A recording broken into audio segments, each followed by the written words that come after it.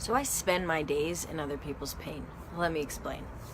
Because I'm a coach and I work with people in their lives and businesses, I get to go deep dive into all the juicy stuff that holds people back.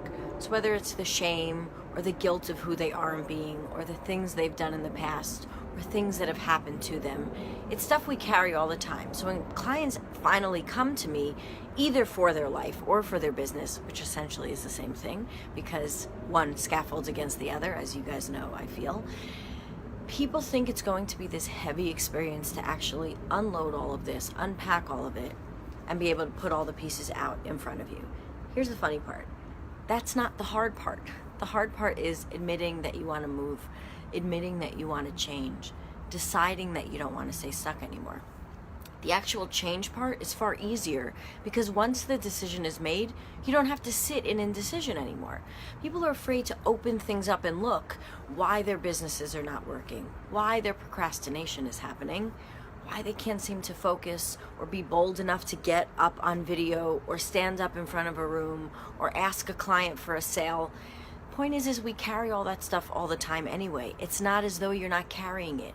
You know that it's there. Part of you knows it's there, I should say, but you're so uncomfortable in carrying it and you're afraid to look at it.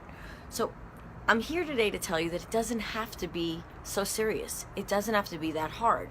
The initial conversation with a new client is always the most challenging one because they're tentatively and timidly coming, afraid I'm going to judge them for showing me their stuff.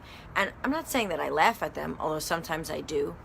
If we make things light and we make things fun, it's far easier to change. Challenge yourself by setting goals to go hit them, not putting them so high up that you can't breathe when you look up to see them, but something that are targets for you to challenge yourself as though you did when you were a little kid and it was a relay race. So take where you are, decide where you want to go, grab that baton and figure out what you need to do along the way. It hurts to get stuck. It feels uncomfortable when we don't know how to move. But the change itself doesn't have to be where the struggle lies. It can be, who do I want to be tomorrow? Then go be it. Now I know I'm making it sound simplistic, but the truth is it's much simpler than you think it is. If you decide that you don't like what today looks like, or certainly yesterday, I want you to be able to make a list of what you want instead. Then tick off on that list what you think is possible and what you think is totally impossible. Start with the low-hanging fruit. Work towards the possible things. What are the changes you could make? Change a little bit in your diet.